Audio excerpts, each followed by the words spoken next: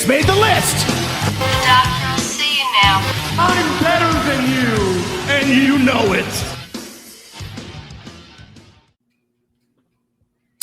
Hello, thanks for tuning in to Around the Ring. We are at episode number 264, and I am one half of your host team, Steve, and the other half with me is Justin. Hello. Yeah. So, good week, especially for wrestling. Yeah, especially for one company in particular. Oh, absolutely. But yeah, there's not a whole lot going on this week other than that. And my band played Friday night. Oh yeah, how'd that go? It was all right. I mean, it's Oklahoma City, so there's not really there's a bit of a punk rock scene here, but it's kind of goes in waves. Yeah. But yeah, we played, and show was good. We ended up having to play last, which I wasn't too keen on, but because the problem with playing last in cities like this, and in the clubs is most of the people have kind of filtered out toward the end of the night. Yeah. But it was fun, and that's really all that matters. We had fun playing, and this was the first show with our I can't really call it new lineup, but let's just call it altered lineup. Back in March, our drummer had left us, and kind of put us in a tight spot because we had a lot of shows scheduled for summer that we had to cancel because we couldn't find a drummer. Drummers are really hard to come by. Mm-hmm. Yeah. And then so we kept looking, couldn't find anybody. And at the time, we were a 5-piece, not including our drummer, or including our drummer rather. And so one of the guitar players just decided to switch over to drums. So we are now a 4-piece with just one guitar player. So it was our first show since March, actually, but also our first show with that kind of, like I said, altered lineup. So it was a good first show for that lineup. It's good. But yeah, drummers are definitely the hardest part of the band to find. My brother's in LA right now trying to put together a band, and that's like one of the hardest things they're having. It's rough. Yeah. But we're here to talk about wrestling. We've got a couple of pieces of news to talk about, but really the bulk of our show, we're going to be doing a recap of Grand Slam, Dynamite and Rampage. And then toward the end of the show, of course, we've got our top 5 list. This week we are doing top 5 active tag teams. So that should be a lot of fun. Yeah. So you want to go ahead and start us off with the news?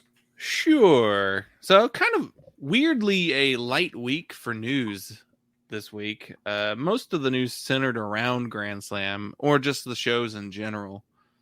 I do think it's very funny that we're recording this right now as WWE's Extreme Rules, I believe, is taking place. So there's a pay-per-view happening right now, and neither one of us care. But, Well, I mean, to be fair, I just don't really enjoy watching WWE, and there's a lot of people out there that do, and I'm very glad that there is a product out there for them, and that they are enjoying WWE. I am just not one of them, and I have no problems with other folks enjoying them. I'm not going to crap on the promotion. It's just not for me. Right. That's exactly how I feel. There's definitely this tribalistic attitude, especially online, with wrestling fans who are like, you let AEW does this, but if WWE did it, you'd hate it. But it's like, I just don't like that company's presentation, and that's why I don't watch it. Yeah. So that reminds me of a tweet that I had seen earlier in the week, or maybe it wasn't actually earlier in the week. Let me see if I can track it down because I think I retweeted it. It's like my third one down. It's regarding the minutes of wrestling per hour this week. So they're talking about actual wrestling during an hour show. So here's the breakdown. NXT, 17 minutes. Raw, 19 minutes. SmackDown, 15 minutes. Wow. NXT UK, 29 minutes. Dynamite, 37 minutes. Rampage, 36 minutes. So not to throw shade on any one company, but I mean, I've got to call it as I see it.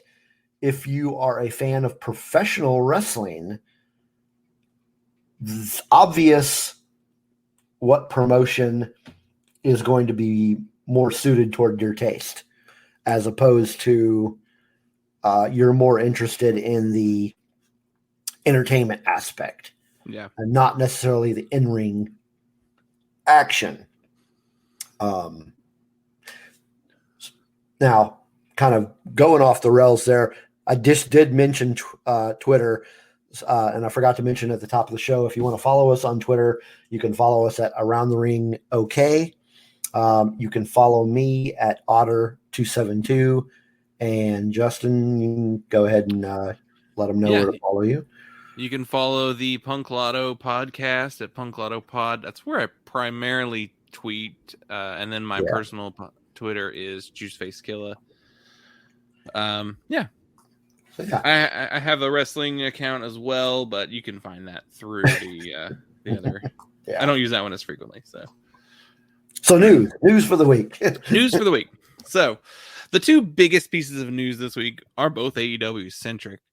The first big announcement early on this week was that AEW and the Owen Hart Foundation are creating a tournament and new merchandise specifically to be kind of used with conjunction with AEW. So for those not familiar, the Owen Hart Foundation is Martha Hart's foundation that she started after the death of Owen.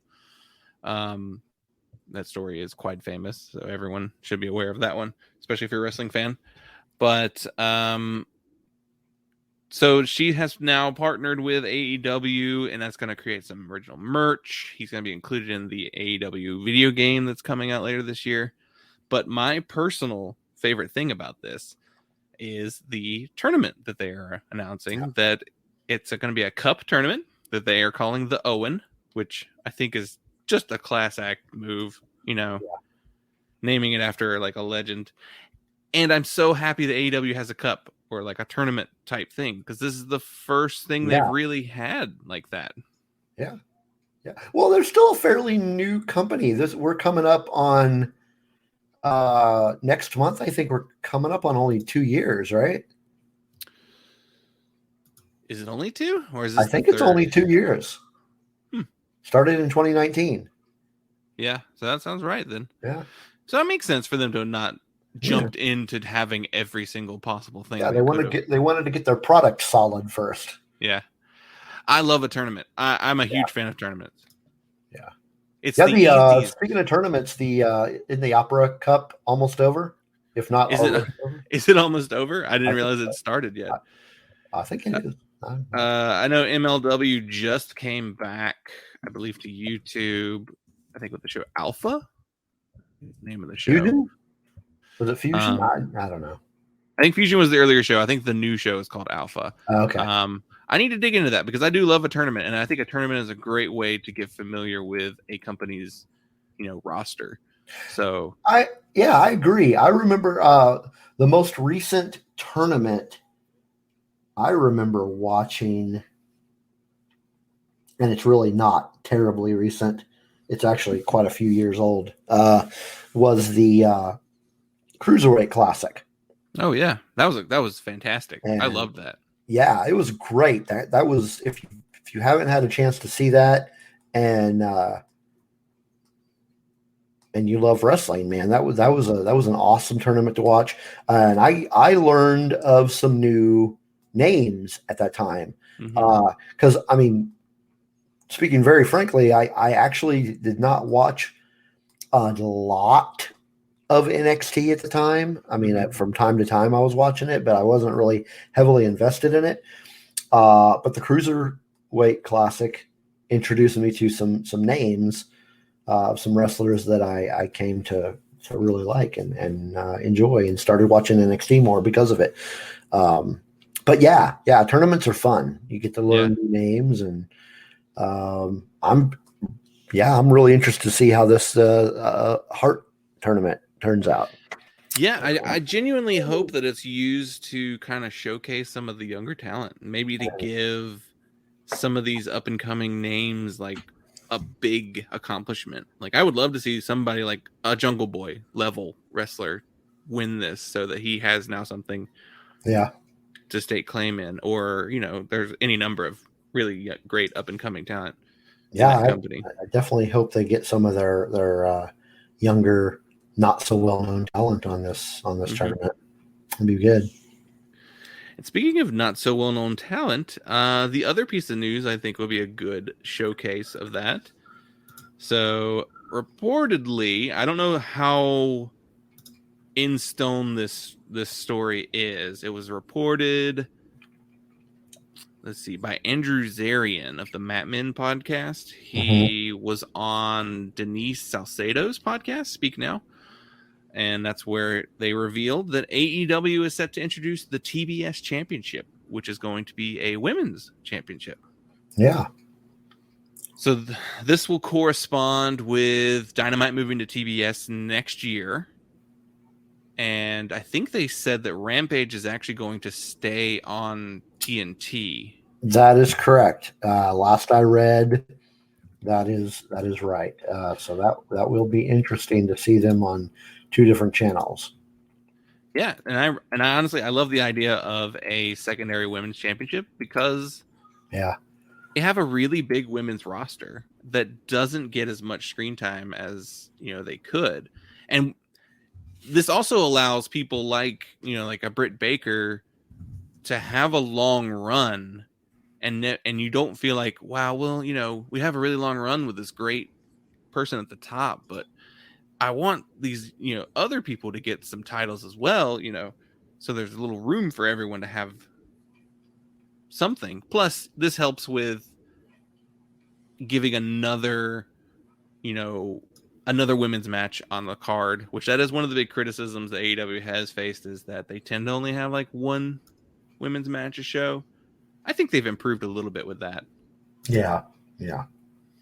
But like, I would love to see the TBS title be used to like put over some of the people who've been there for a while, and like they had title matches but didn't win them themselves. So like, I'd love to see someone like a Layla Hirsch, or a, you know, Serena Deeb, you know, kind of like how they used the NWA Women's Championship. Yeah. You know, they were on the cards, they were good matches, and it was for something else. So yeah, I'm really looking forward to seeing what they do with this. If this comes to pass, it seems like it will. Cool. Yeah, that's gonna be a lot of fun. Yeah. All right. Well, that was all the news we have. So why don't we go ahead and jump into the main event, and let's talk about Grand Slam. So we're going to kind of, not necessarily a play-by-play of every match from Dynamite and Rampage, but kind of an overview of those matches. I guess we can look at it that way. Yeah, because I think it's safe to admit that play-by-play and like going through the structure of a match is not necessarily you and I's greatest, strength. So I would agree. All right. So starting off, we had Dynamite on Wednesday, which started off with a bang. Wow. Man, Kenny Omega, Bryan Danielson, amazing match. I have. How many times have you watched it? I just watched it the once, but I paid close attention to it while I was watching it. Yeah. I've when I watched it 3 times. Wow. It was an amazing match. It was Meltzer gave it 5 stars, that's fantastic. Yeah. It's the first match Bryan Danielson has been given a 5-star for by Meltzer. Yeah, I believe you're right. And it was just amazing. It was not at all one-sided, which I didn't think it was going to be. I didn't think it was going to be. A lot of near falls, a lot of action, a lot of offense. It was just amazing. And it didn't really there weren't really any shenanigans in the match until after it was already over. Yeah. I think there was a lot of feelings out there on the internet about how it ended.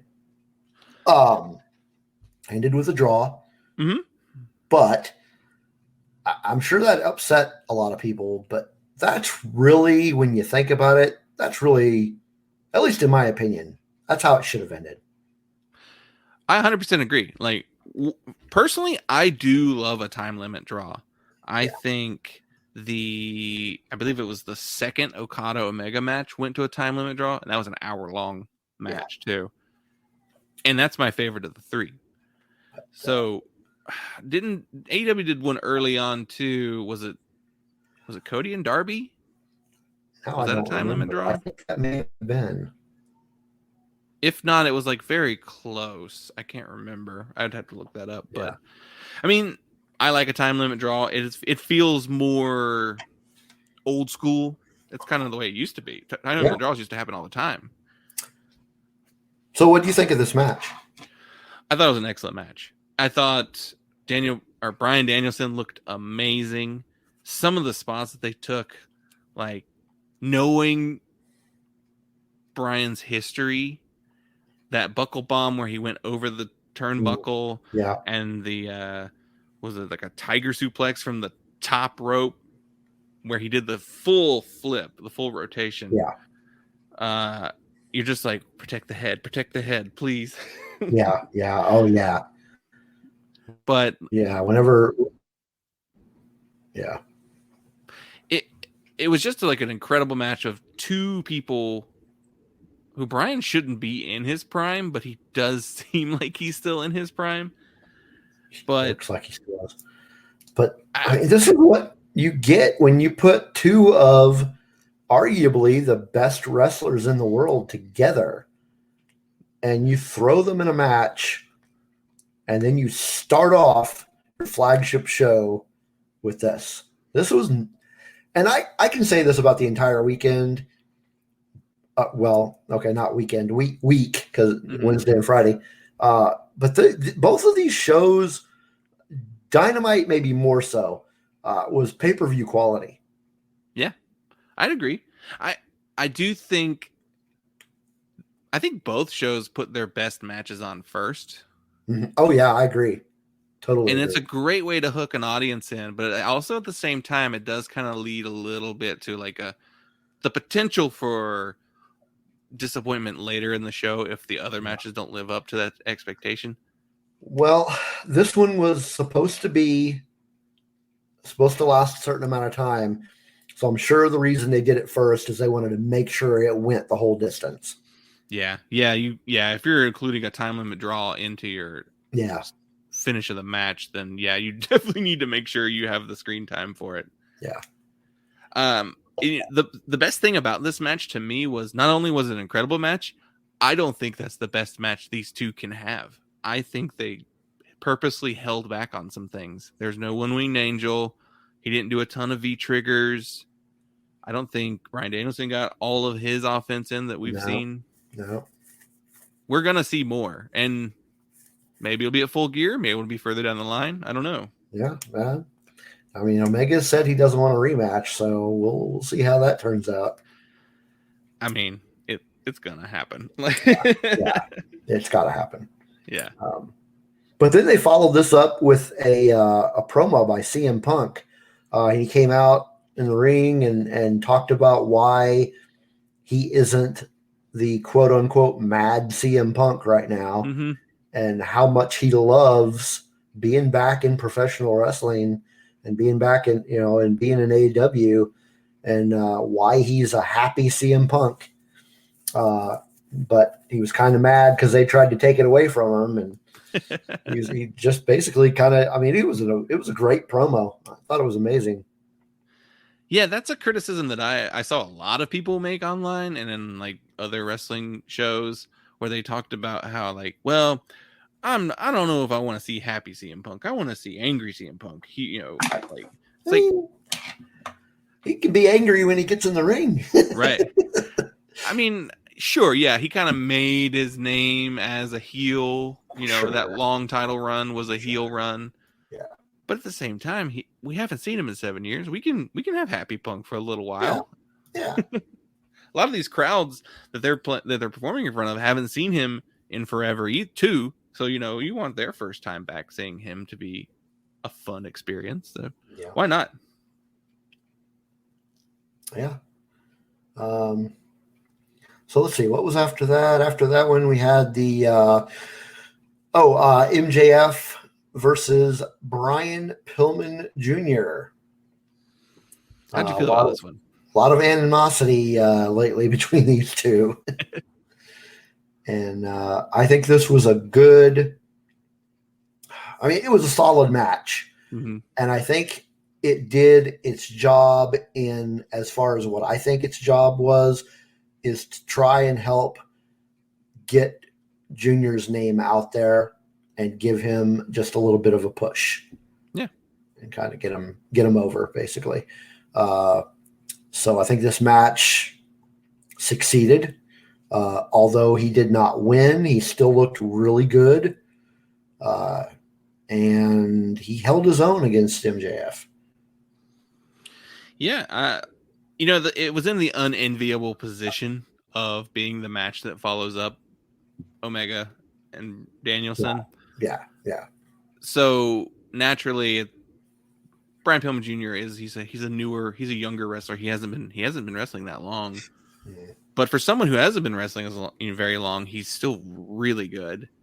MJF is more known, I think, for his character work than his in-ring work, though he is a very, very good wrestler in-ring. His is more about the mechanics and the psychology of a match. He's not a high flyer, or he's not going to wow you with like stiff kicks and.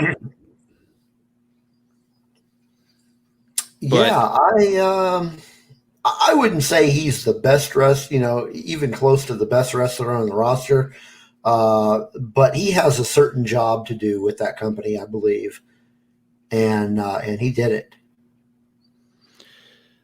I do also love the match was centered around, a body part, a classic, work a part of the body, and they worked on Brian Pillman Jr.'s arm so that when MJF locks in the Salt of the Earth, it helps him win even better. I mean, I think it was just a really good match overall. Not spectacular, but the storytelling is what made that one. And, and then throw in like Julia Hart, and MJF kind of having a little altercation in there. There's a lot to work with. Yeah. It was good. It was a good story, and it continued the story.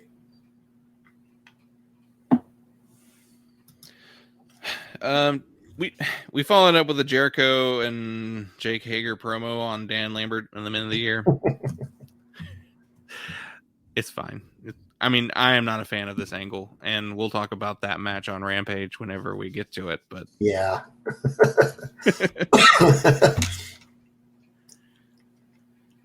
But the next big match on the card was Malachi Black against the returning Cody. Yes. And Cody didn't get his win back. No, I didn't think he was going to win. No, I didn't think he should have. I think they need to keep Malachi Black as strong as they can.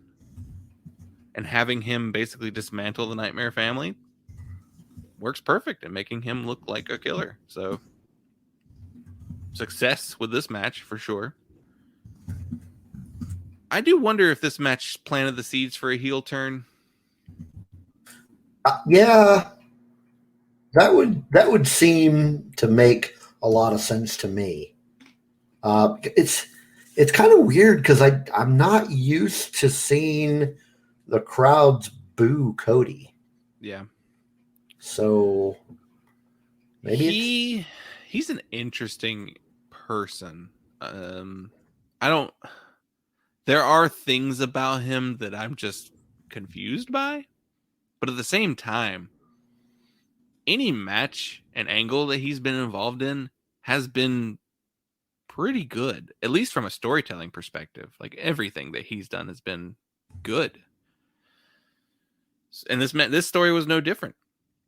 There was some weirdness going on here. We had Brandy and Arn Anderson at the side of the ring, and Arn fell off the apron because he tried to go around the ring post. And that was there was a funny little moment during the match when Brandy was flipping Malachi off. I thought that was pretty funny. But the reason why I say it looks like Cody's headed for a heel turn is that he seemed almost frustrated with his entourage, joining him at the ring, Yeah. Arn getting involved is part of the reason why Cody lost that match. And plus throw in like the fact that he shoved the ref too at one point, which is like, that's a heel move too. Oh yeah. So I think it's very likely that's going to happen soon. And then the match ends with Malachi Black spitting mist in the face of Cody. I think the use of mist is a brilliant move on Malachi Black's part. I'm a big fan of the mist in general. Yeah. Well, I mean, the match itself was good.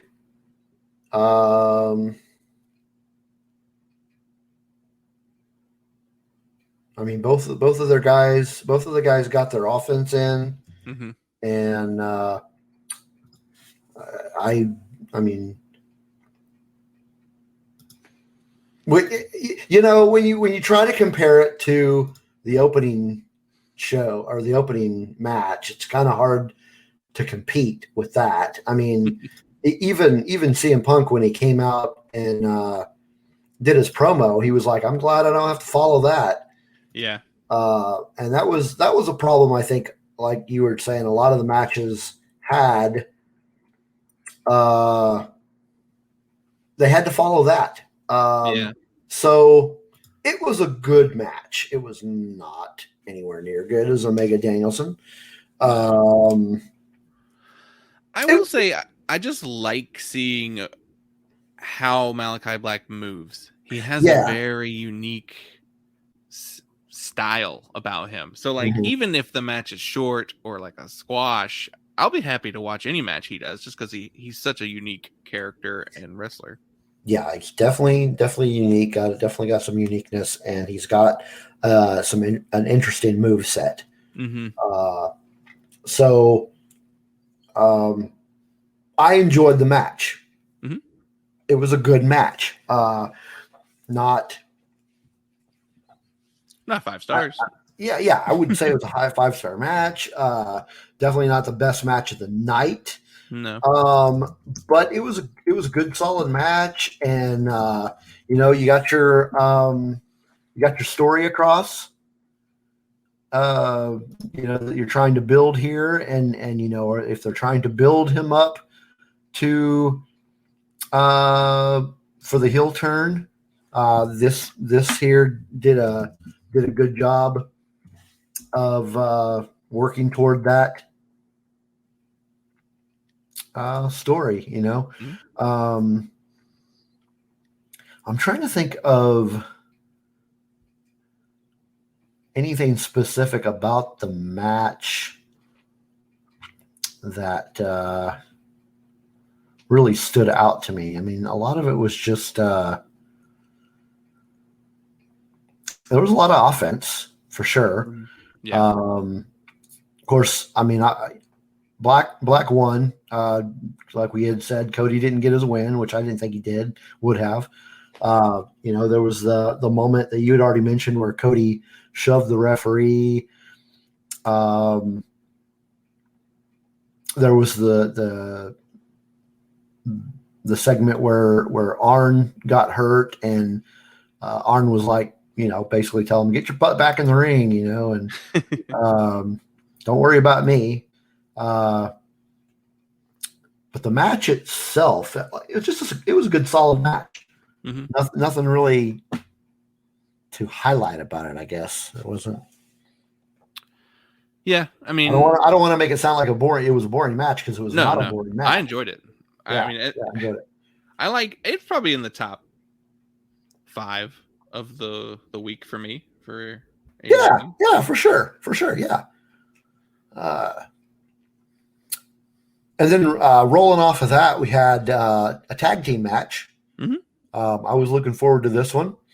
We had FTR versus Darby Allin and Sting. And another really good match, good solid match. You can't have a bad match putting these folks together. Just FTR, with anybody is going to be a good match. They're going to make anybody look good. And then, of course, you got Darby, who anytime you get a match with him, that's going to be entertaining. Mm-hmm. And then we get a match with Sting actually wrestling.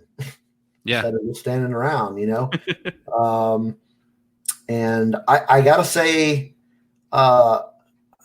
my favorite thing about the match is that they let Sting get the win. Yeah, it was a nice little touch there. I think Sting looked great, which I think he's looked great the whole time he's come into AEW. There was a little concern whenever his first match back was the cinematic match, but I think he's proven that he's pretty good still in the ring. He can still go. I don't want to see him do it every week. No. But bring him out for special occasions. He truly feels like an icon, and they treat him like one. Yeah, he looked good. Mm-hmm. And you could say he looked good for his age, but he looked 60? Good for looking good, just looking good. Yeah, and they did a really good job balancing the time between Darby and Sting. There wasn't like a whole lot of one person only kind of. Yeah, the thing about Darby's kind of role in most of his matches is he is going to take most of the heat from whoever he's against. So he's going to get he's going to be the one beat down. His stature, being such a smaller guy, will also make that offense look really good. And then his role on his offensive side is to do these out of control stunts that, or these big bombastic, dangerous moves. And that's how he gets his wins when he wins those matches. So it's perfect classic tag team wrestling in this match by letting Darby take so much of the heat, and then the heels are doing their tagging in and out, fast paced, keeping each other fresh. And then Sting coming in as the heavy to save the day. FTR is really good at that. Oh yeah, they're one of the best in the world. Period. Yeah. And then there was a moment there between Sting and Tully, if I'm remembering correctly. I'm not. I think sure. It was Tully had. Didn't he I don't know if he got in the ring or not, but he put a chair in the ring. Yeah. Yeah. It's classic. Tully trying to help out the FTR. yeah, of course. Tully. Of course, yeah. Then after this, we had what they were calling the main event, which we all know the main event was Omega Danielson, but this was a good match too. This was for the AEW Women's Championship. This was Britt Baker versus Ruby Soho, relative newcomer to AEW, showed up at All Out and won the Casino Battle Royale to get her shot at this title. And it ended the way I think it should have ended. Ruby did not get the win. Britt retained, and that's the way it should have happened. Yeah, I think it's a little too soon to take it off of Britt. And though I will say, going into this match, I was like, with that promo that they did on Rampage last week, that was so fire. They showed a little bit of that too before the main event. I going into the match, I was like, I don't want Britt to win. But then something happened about, I don't know, a couple minutes into the match or almost halfway to the halfway point. I started to think, well, maybe they could take it off of her. Like this was the first time I actually entertained the idea of Ruby Soho like actually beating Britt in this match. And I was happy. I mean, I would have been happy with either direction, honestly. Yeah. Now, here's the thing, though. I think there is still a possibility, I don't know how likely, of a rematch in the future of some sort because she won, Britt won, but she kind of won. It wasn't like a super clean win. No. Ruby got distracted by her by Britt's entourage, and that's how she was able to use the distraction to get the to apply her what does she call it, the lockjaw. Yeah, and so she gets to keep her belt, but there's a chance there's going to be some sort of rematch between them two, whether it be for the title or not. Maybe somewhere down the line, by the time Britt has already lost the title to, say, somebody like I don't know, Thunder Rosa. Yeah, that is the best thing about beefing up the women's division in that company is now that every women's match doesn't have to only be about the championship. There's enough room now on the card for just straight grudge matches or first issues matches. So I was happy to see this get the main event slot. I think it shows a little faith in them. You said it, the true main event. I would call Omega Danielson the headlining match. There you go. Yeah. And then the actual main event is still for the women's championship. So that makes a lot of sense. And I've said it before, not only on this show, but in other areas, that when AEW first started, it was a women's division that needed a lot of work. Mm-hmm. And it has grown leaps and bounds in the 2 years they've been together. And a lot of that, I actually didn't know this until earlier this week when I watched a kind of biographical video about a certain wrestler. But apparently the women's division has a lot to do with Kenny Omega and him trying to build it up. I think that maybe as vice president, as one of the vice presidents, I think that's his his women's division. If the video was telling the truth, it's a lot to do with him.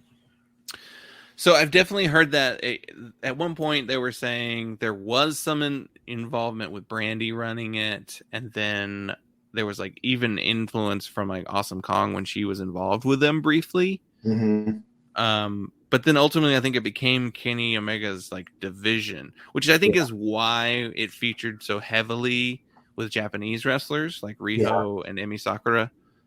But as the last thing I remember hearing is that Tony Khan booked the Casino Battle Royale.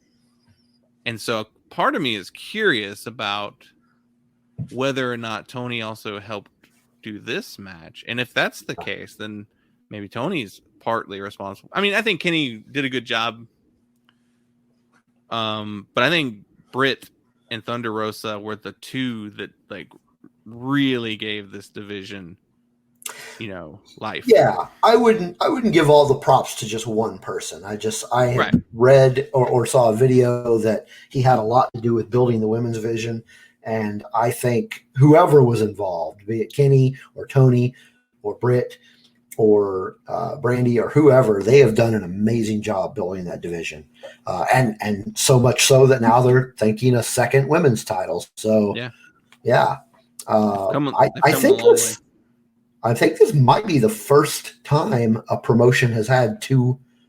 Well, no, they've got WWE has two women's titles, don't they? Yeah, they've got the Raw and the SmackDown, That's and right. then they also have the women's tag team. Okay, I'm wrong. Never mind. Disregard my wrong statements. But that, that closes out. What do you think of the match? I thought the match was really good. Yeah.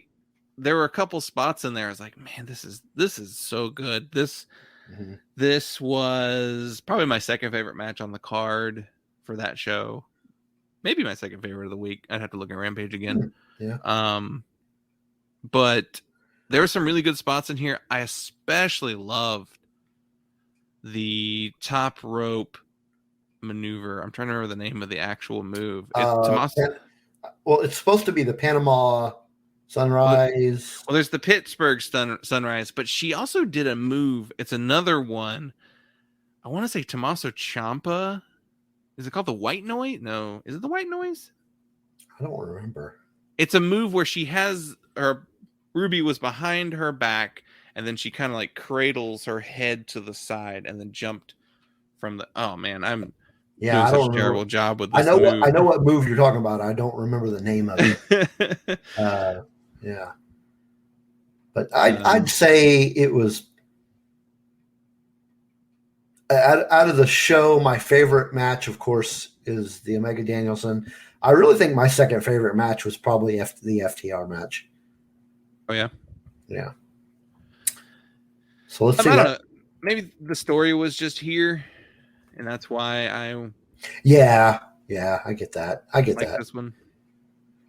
Yeah. Well, that brings us to Rampage. Yeah. And I found the move. It's called the Air Raid Crash. Oh, okay. I thought that was also a little nod to I think Tommaso Ciampa does that move in NXT. So I think it was a little bit of a nod to their friend over there in NXT being the new champion. Cool.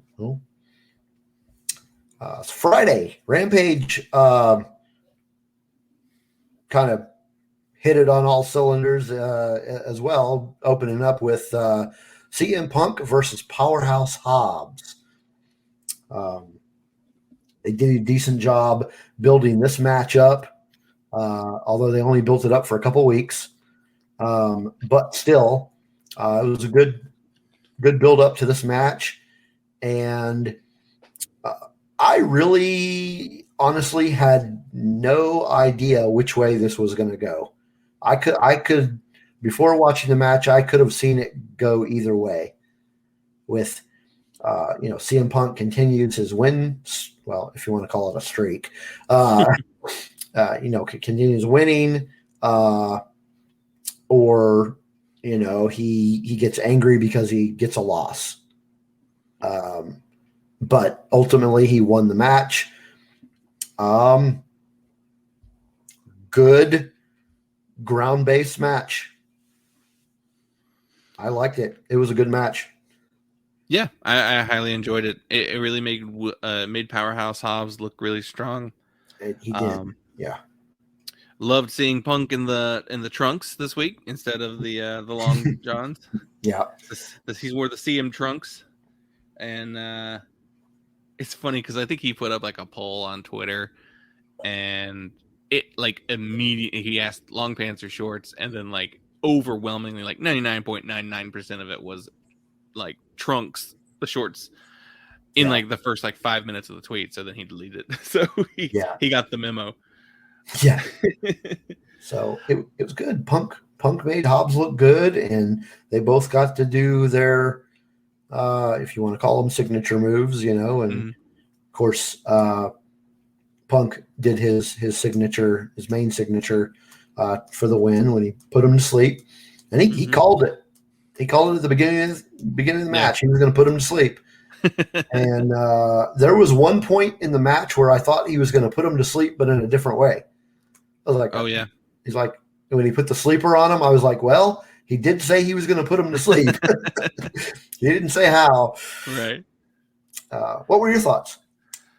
I thought it was a good match. I mean, it maybe suffered from being a little long, but ultimately I think it was still a good match. And it finished off strong, which is definitely the way you want it to. Yeah. And that could also have been because was there an ad break?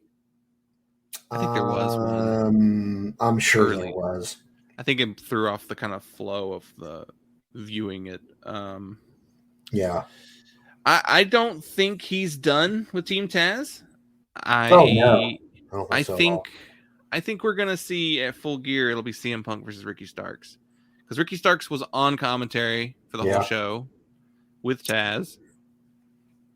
Do you think we're going to see him go up against Hook before then?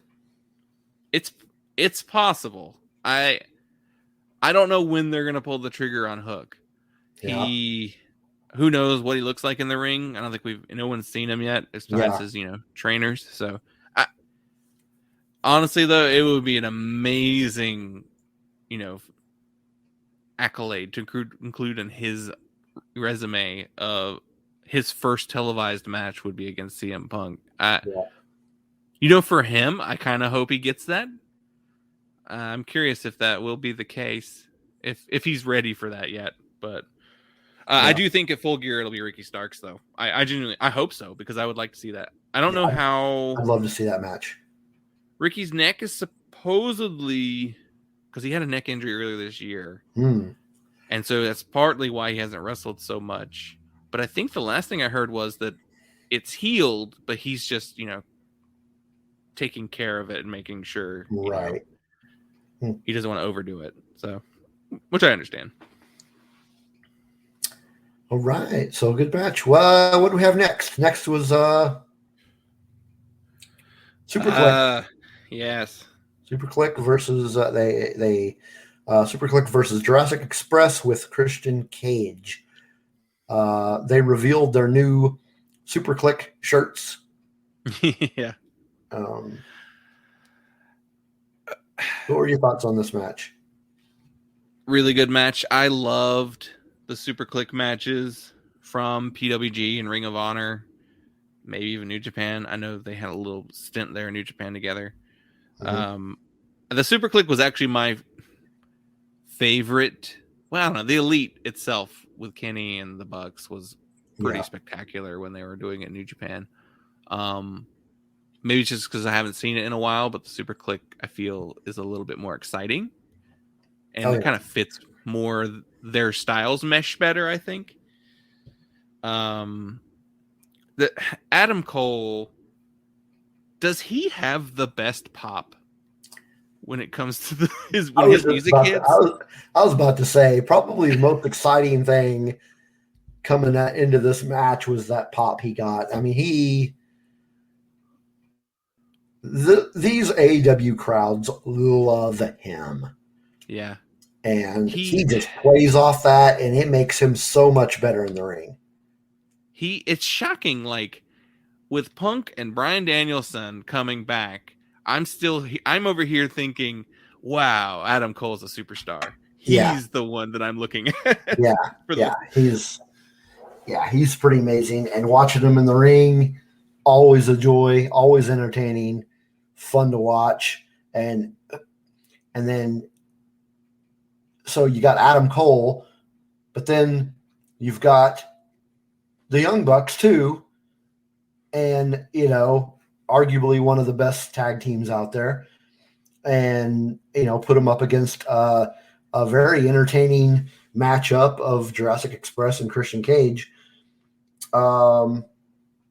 This was a good match. Just like you said, it was a fun match to watch. A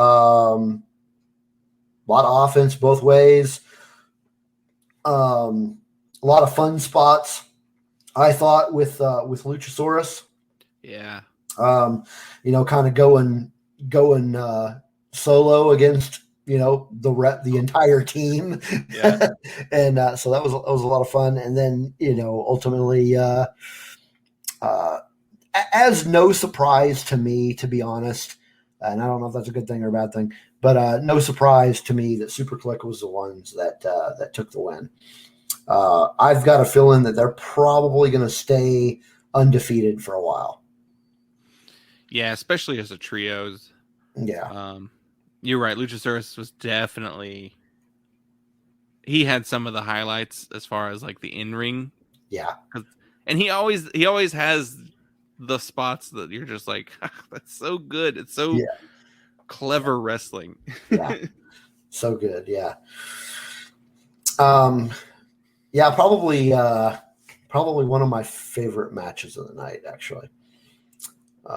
One of them, anyway. There was actually a lot of good matches on this one. See what followed that one up when. The follow up on this one was Men of the Year versus Chris Jericho and Jake Hager. Thoughts? Man, I don't care about this storyline. I'm not a fan of the Dan Lambert angle. I'm not a fan of putting Ethan Page and Scorpio Sky with someone to talk for them. These guys can talk well on their own. I'm not a big Hager fan, and I do not care about MMA one bit. And that's why I could not stand the finish of this match, because of all the MMA UFC guys all like piling in and. I'm with you on that. I don't care about the storyline. It's not doing anything for me. Honestly, I don't care much about the team up between Scorpio and Ethan Page. I like Scorpio Sky. I think he's a tremendous talent, amazing wrestler. Love to watch him work. Loved him in SoCal Uncensored. I'm not sure whether or not I'd prefer to just see him singles or not. I would prefer both of them. I don't want to see him with Ethan Page. It's an odd mix-up, or it's an odd matchup. Ethan Page, I don't necessarily want to see him singles. I think he is better in a tag team, just not this one. I've seen some Ethan Page singles work when he was in Evolve, and I really enjoyed that stuff. I thought that stuff was really good. Yeah, see, the only time I've seen him wrestle was, other than this, is when he was with oh gosh, how can I not remember his name? When he was with the North in Impact, Josh Alexander. With Josh Alexander. I can't believe I can't remember his name. He's the Impact. He's a Division X champion. Yeah. Who will be wrestling against Christian Cage. Speaking of Christian Cage, he will be wrestling against him at Bound for Glory in October for the Impact Championship. And actually, Josh Alexander had relinquished the X Division Championship, because I think that's something that Impact does, whatever they call that. It's like a legal clause, or not clause, option C. Yeah. I think it means you relinquish your X Division title for a championship, world championship match. I'm not sure how that works. Yeah. I don't know. I didn't watch last week's Impact. I probably will try to tomorrow, because I want to know if the storylines are going to be leading up to Bound for Glory. But I'd like to. I'm interested to see how they're going to do that. And if I had to guess, I know this is not really an Impact show, but episode. But I'm thinking they're probably going to have some sort of mini tournament at Bound for Glory to crown some kind of fatal 4-way or ladder match or something to crown the X Division champion. I think there is a tournament. I think the first match is a 3-way with like Laredo Kid and two others I can't remember off the top of my head, but I haven't been keeping up with that because I didn't watch the episode. Anyway, back to the Men of the Year versus Jericho and Jake Hager. This was probably, I hate to be negative, but this was really the low point of the night for me. Yeah, same. It's probably my least favorite thing that happened in all of Grand Slam. Yeah, in all of Grand Slam. Yeah. I hope this doesn't mean we're gonna get Jericho fighting a bunch of MMA guys, but I think that's where it's heading, and I'm not looking forward to that. Yeah. Well, the way it ended, it seemed like that's the direction they're going. Yeah. But following up this match was Private Party teamed up with Butcher and the Blade against an amazing team of Lucha Brothers with Santana and Ortiz. Oh my gosh. This was a great match. Yeah. This was part of me was thinking, is this my favorite Rampage match? But I think the Punk and Hobbs match won it out. But as far as like work rate goes, this is probably my favorite because Santana and Ortiz and the Lucha Bros are both phenomenal tag teams in their own right. Oh yeah. And I genuinely love Private Party too. I think for such a young team, they are really good. Yeah. You know, Butcher and Blade, they do what they do, and I don't hate them. I don't have anything against them, but just a fun. Don't love them, don't hate them. They're just there to do their job. The whole match was just fun. It was fast paced. Yeah, I do really want to see Santana and Ortiz go up against the Lucha Bros. I think that'll be a excellent match. Yeah, a serious contender for match of the year. This Hardy family office is just a little weird to me. It bleeds over into so many different stories. And they even use this to set up Orange Cassidy versus Jack Evans in a hair versus hair Jack Evans got taken out on the ramp by Cassidy. So that was a highlight of the out of ring action during this match. Because I guess Hardy was trying to cut Ortiz's hair. Mm-hmm.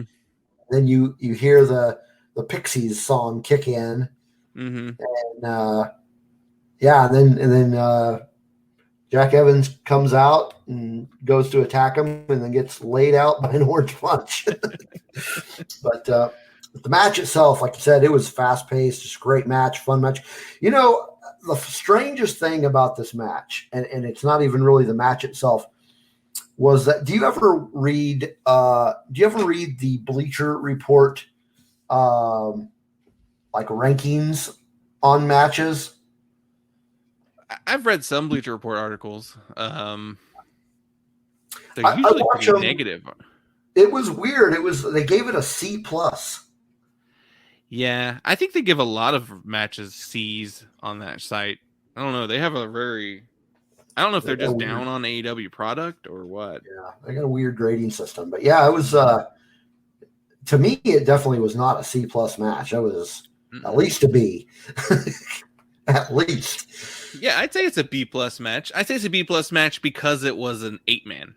Like they're fun, but they don't tend to. I don't tend to go into the A territory for those kind of matches. Yeah.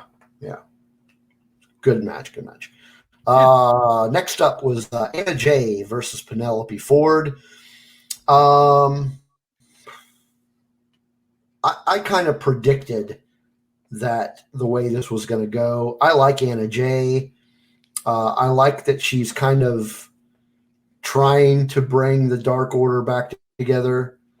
But I even before Rampage aired, I knew when I saw this team up or this matchup, I was like, well, Penelope's going to win by some sort of nefarious means.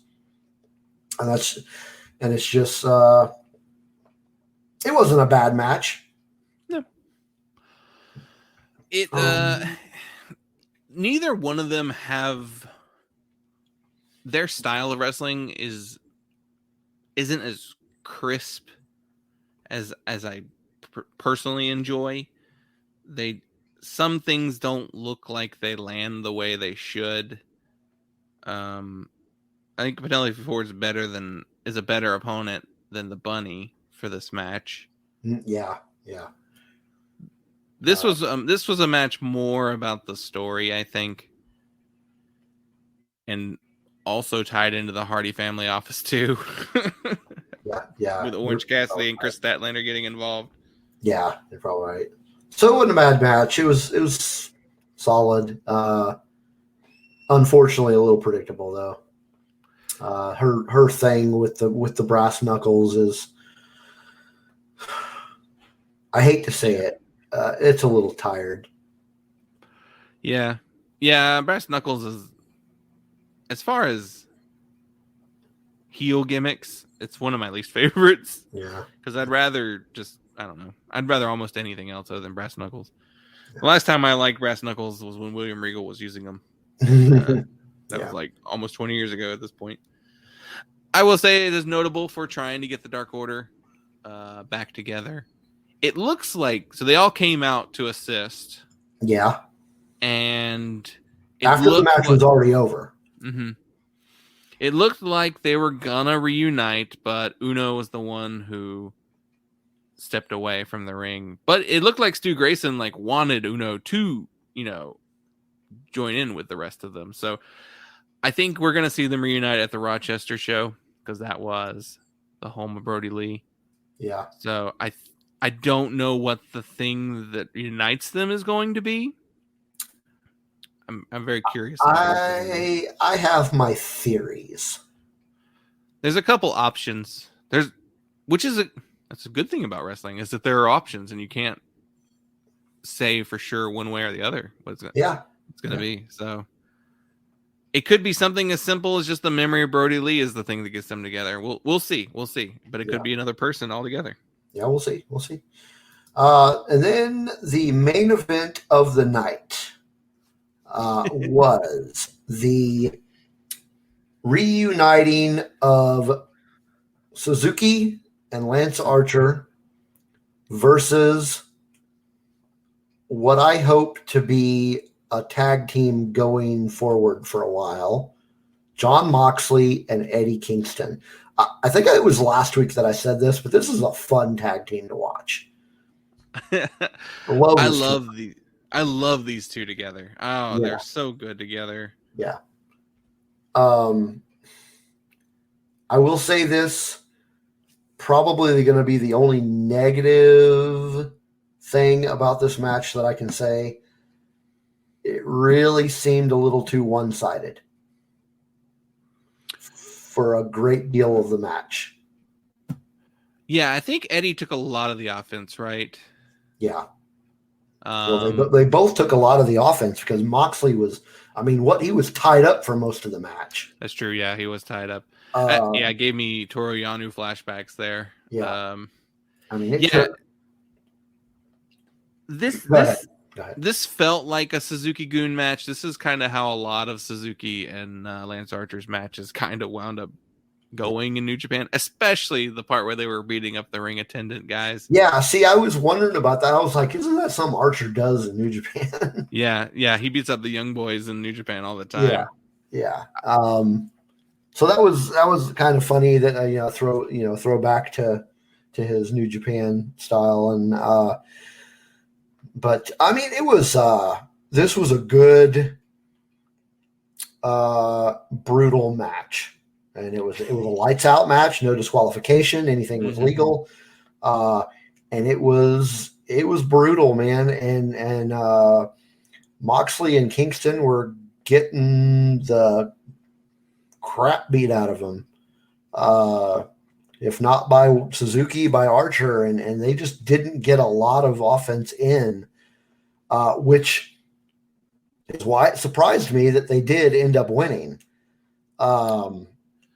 but that kind of came at the entrance of this blew me away. The introduction of Homicide. Yeah. It was like, what? Wait, what? What? Huh? Where did he come from? What's this? What are they bringing him in? Oh my gosh, are we getting another signing?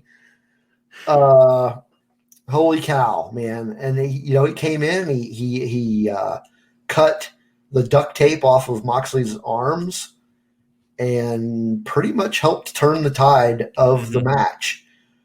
But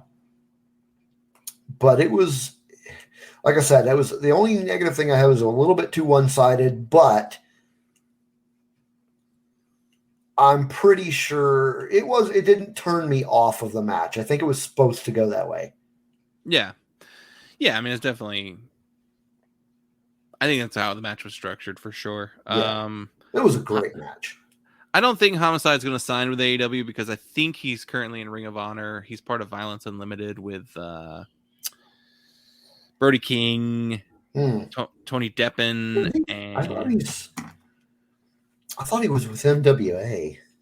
I'm trying to think, and there's someone else in that. Chris Dickinson is the other one. So he's in like a little group over there. So it's probably just a one-off. He is a New York guy. He is former stablemate, former LAX members with Eddie Kingston. Yeah. This was Eddie's, hometown basically. He's from Yonkers. The show was in Queens. Yeah. They let Eddie kind of have the highlight of the match for me is when the trash can is on Lance Archer's head and he just beats it with a Singapore cane. That was great. And you're right. He actually wrestles for both Ring of Honor and NWA, apparently. Okay, yeah. I'm not aware of that. That's what happens when you don't watch any Ring of Honor. But yeah, hey, maybe this will open a door for Ring of Honor. The forbidden door was open towards them. Yeah, but yeah, you're right. That was a really fun highlight of the match when he just started wailing on that garbage can. Like I said, this was it was good to. I don't think this feud is over. No, I think it's going to go on for a bit, and I, like I said, for one, really want to see this tag team continue. Yeah, I think we'll have them for a little bit. A little bit longer. Funnily enough, I will be seeing Minoru Suzuki and Lance Archer this coming weekend, next weekend, because they're going to both be at my PWX show in Charlotte. So, okay, that's a local promotion? Yeah, it's a Charlotte promotion. I'm really hoping that they do a tag together because, man, that's cool. I'd love to see that. Cool. Well, that was it. We had a great week of AEW wrestling, and like I said, both of these shows really, you could say, were pay-per-view quality.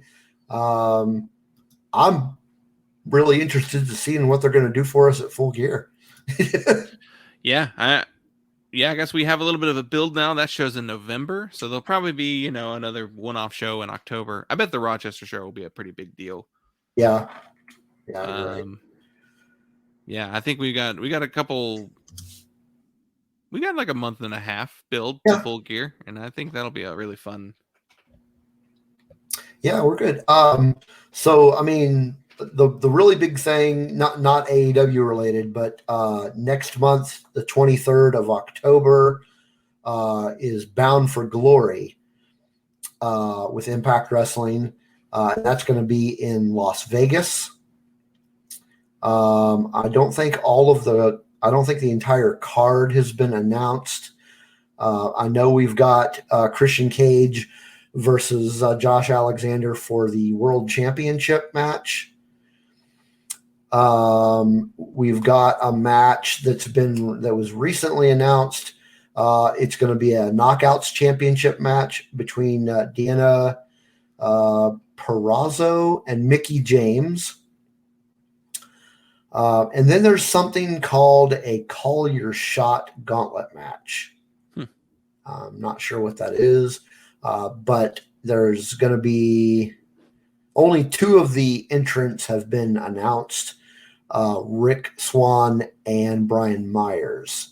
Haven't been any other announcements on that one yet, but I'm actually looking forward to that because Bound for Glory is a good way to get into Impact.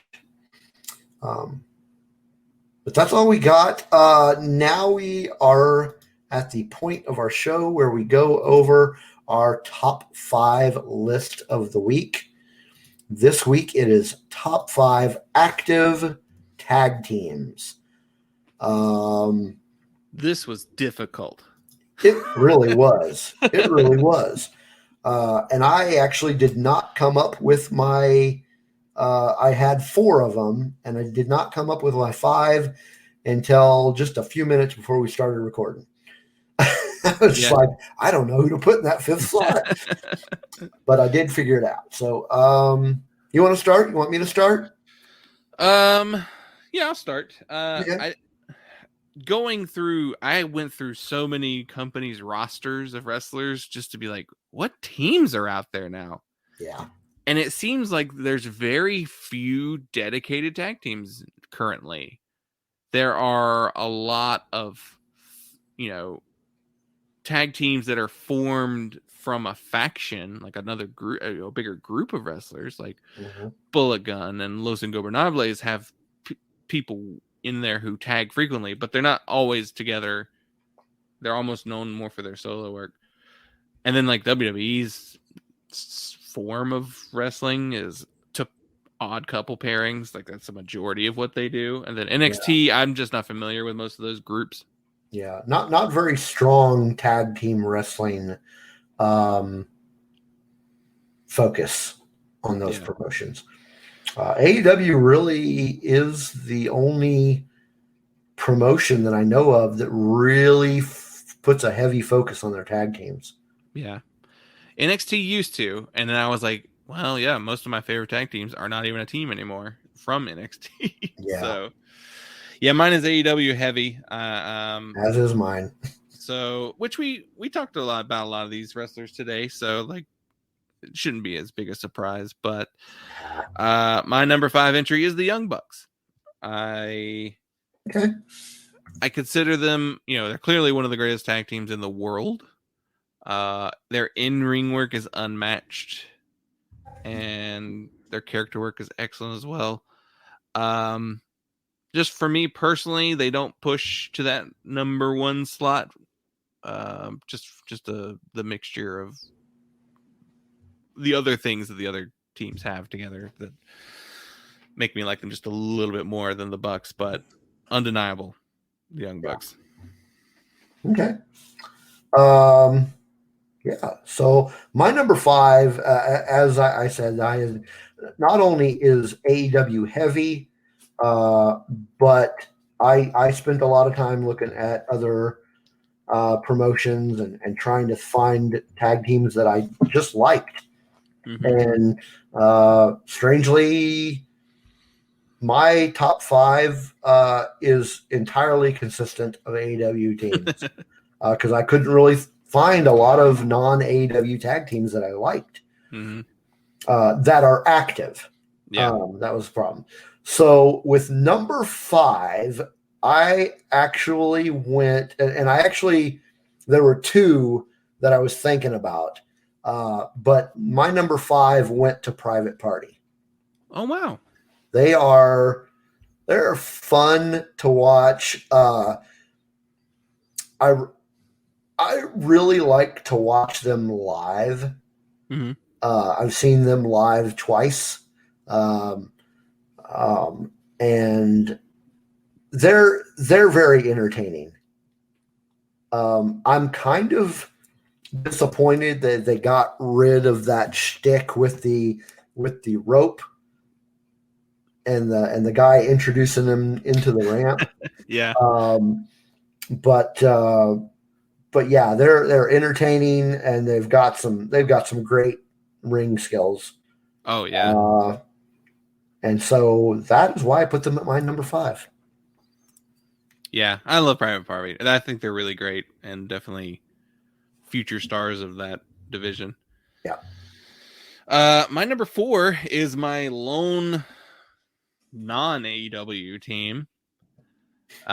So I desperately wanted something other. I didn't want to, I do watch other wrestling. So I looked towards New Japan to try and find my favorite tag team from that company. And it is another one of where it's just stablemates have formed teams, but they're not dedicated.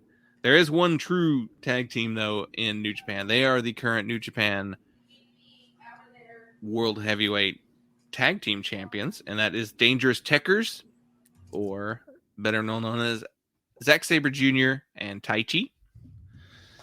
So they formed out of Suzuki-gun. They're all members of the same group, but they have wrestled together so consistently for the last 2 years almost and held the titles that they gave themselves like their own name too. So they actually do have their own little like unit within the roster.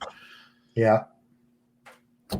I think it was last year that I finally got over my dislike of Zack Sabre Jr. and now I'm actually quite a big fan of his work. And I think Taichi is the excellent, just cheating heel wrestler who he's actually toned that down quite a bit since Bullet Club is kind of known for their cheating right now. Yeah. But yeah, and I think Taichi is also they see a lot in him. He is supposed to main event his block's final night before the finals. So like there'll be like a block A night and a block B night, and then there will be a finals night after that. So he is on like the headlining for the block B night against Hiroshi Tanahashi, I believe. So they see a lot in him. And I like this duo. They're probably my favorite in New Japan. Cool. Good deal. So my number 4, I was going back and forth on whether they were 4 or 3. But the third one just barely squeaked out over them. But my number 4 is Santana and Ortiz. Another fun group to watch. Great in-ring work. Seeing them team up with Lucha Brothers was just fantastic. Mm-hmm. 2 teams that are just both so fun to watch. And Santana and Ortiz, they're one of those teams that have been around as a team for ever, it seems like. And they don't get any worse. They get better. They're just an amazing couple of guys that really play off of each other really well. We forgot to mention they were dressed as the baseball Furies from the Warriors on Grand Slam. I love that reference there. All right, my number 3 tag team kind of breaks the rules of active, but I'll explain it in a second. I'm going with the Best Friends, and specifically the Trent Beretta, Chuck Taylor incarnation of the Best Friends, the original Best Friends. Trent is currently injured. Should be back soon. I don't consider injuries making them inactive. I think that's more of a. Well, technically, the Best Friends are still around. It's just not. It's true. So it's still valid because we now have the addition of Orange Cassidy, Chris Statlander, and Wheeler Yuta. Yeah. So Wheeler Yuta is not shabby at all. No, and I believe he's actually going to be here in Charlotte too. Oh, wow. I'm going to have to give you a full rundown of the Charlotte show next week because it's a stacked card right now. Yeah. But I love the Best Friends. I fell in love with them in PWG, watching some of those shows. Then they moved to Ring of Honor, and I loved those. And then New Japan as well. I feel like they've had some really great moments in AEW, but I, for sure, when they got signed, thought they would be like a staple of that tag team division. And yeah, I mean, Trent seems to keep getting injured, so that may be part of it. Yeah. But I love you their entertained with Cassidy though. Yeah. But yeah, I love the gimmick. I love their personalities online too. They're great follows on Twitter if you're not following them. But yeah, I went with the best friends. Good one. Okay, that's a good one. My number 3 is FTR. Back when I still watched that other promotion and they were that other team, they were pretty much my favorite tag team. And they just spent a lot of time once they got called up to the main division. They spent a lot of time hurt. So they didn't get to do a lot of what I think there was their potential. But they came to AEW and they have not disappointed. They're just amazing. They are a good ground-based, fast-paced, in and out tag team. They know each other like the back of their hand, and they jump in and out so often, and it's just like it's timed so well. Their timing is amazing, and they're just so good at what they do. Well, my number 2 is also FTR. So yeah, I echo everything you say there. They're two guys who seem like they were meant to be a tag team. Like they were they were meant to be a team together. Yes, I could not see either one of these guys in singles. It would be weird. Which is funny because they started separately. They didn't start together. Even though they're both from North Carolina, I think one is from like the Asheville area, the other was from the coast area. And then I don't know that they ever even really teamed up until they went to NXT. Okay. Yeah, their matches with American Alpha was the one that like got me hooked on that team, and then their feud with DIY. It's probably some of my favorite tag matches ever. Yeah. Great team. So my number 2, which looking at your 5 through 2, I'm pretty sure I know who your number 1 is, and I think your number 1 and my number 1 are going to be the same. Yeah. Because my number 2 was your number 5, and that's the Young Bucks. The Young Bucks are amazing to watch. I don't know how to put it into words. They're just, they're just everything they do is fun to watch, and it's amazing. And sometimes you're just like, oh my God, it's just the things they do, and they've been a tag team for so long. And they just get better. They just keep getting better and better and better and better. And they're just amazing and fun to watch. And I'm actually reading their biography. I think it's actually an autobiography, come to think of it. Now I'm trying to remember the name of it. It may just be Young Bucks. I think it's Killing the Business. I think you're right. Let me pull up my amazing. I've got it downloaded on my iPad, and Killing the Business. Yeah, Killing the Business from backyards to the big leagues. And their story is very interesting. If you haven't had a chance to read that and you are a Young Buck fan, or if you're just a fan generally of wrestling, it's definitely a book to check out. And I'm not anywhere near done with it because it's been a busy week. Yeah. So they're my number 2. Your number 1 and my number 1. I would just about bet money that they're the same. Yeah. I went my number one with the Lucha Bros. As did I.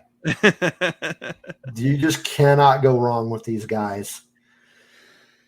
No, I think I've said on this show before that Lucha Libre is my favorite style of wrestling in the entire world. Okay. And these two, especially Ray Phoenix, they are so innovative. Like what they do in the ring is incredible. Whether they're fighting against each other or teaming up together, you're never going to get a bad match when these guys are involved. That's right.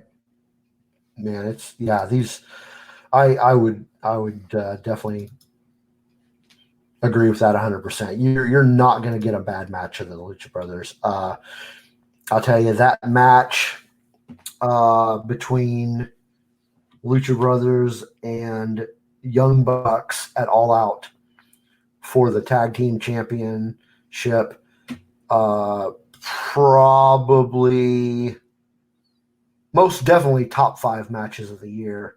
Mm-hmm, for sure. Pretty close to maybe the top. Yeah. Was just an amazing match. I would have to look at like every match that's happened this year, but at this rate, is a good chance it's like number 1, number 2 for sure. Yeah. It was an amazing match, and you're not gonna have a bad match with these guys, like I said. And it's just these guys, watching them in the ring and everything they do, and a lot of it, I never really put it to thought, but it could be that like you, I probably just really enjoy the Lucha Libre style. That could be it. I just really enjoy watching that kind of movement, and their moveset is just phenomenal. I just love to watch them. I was so glad to see them get the championship. Yeah, in a match that we weren't even sure they would win. That could have went either way. Yeah, I'm glad it went the way it did. I would not have been disappointed either way, but it was so great to see them get the belts. Now, if we see it by the end of the year or not, the matchup between and you mentioned it earlier, between Lucha Brothers and Proud and Powerful, Santana Ortiz, is going to be amazing.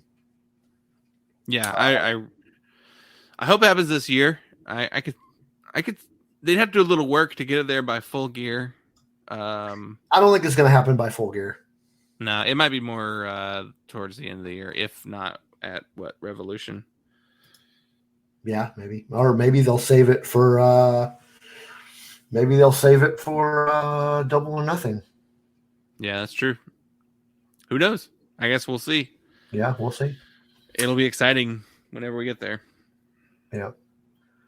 Well, that is it for tonight. I don't know what our top 5 is going to be next week. I don't know. Dave suggested one. We'll have to figure out what between now and then we'll figure it out.